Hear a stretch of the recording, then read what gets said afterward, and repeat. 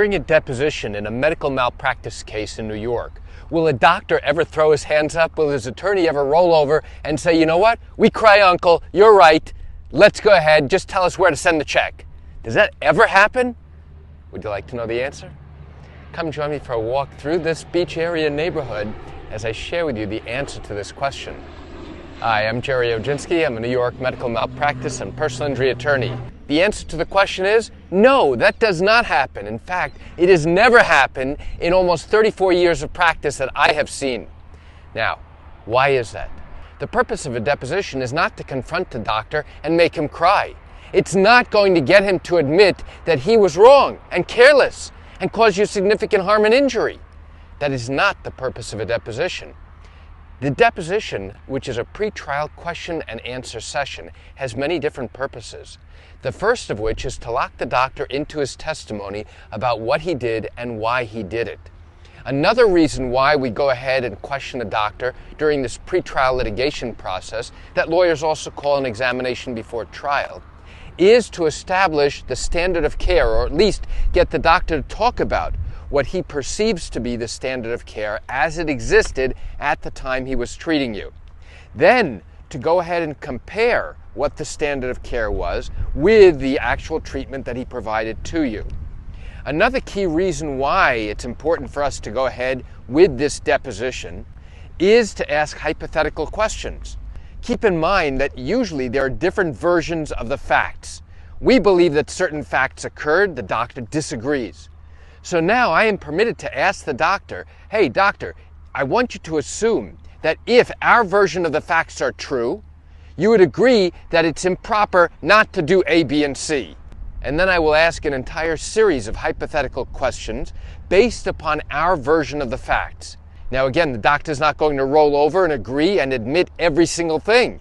That's not the purpose of a deposition. So for those people who think that when your attorney goes and questions the doctor with his attorney present, they're going to go ahead and get the doctor to admit to everything and simply get him to lie down, roll over, cry uncle, say, okay, you're right, let me tap out, and that's the end of the case. No, that doesn't happen.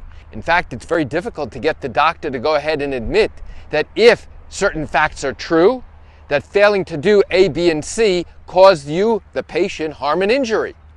And they will argue with me about the wording of those questions. But the point is, when the doctor is confronted during this pre-trial litigation process that we call a deposition, is he going to go ahead after being confronted and say, you know what, now that I've had time to reflect on it, you're right, I did screw up.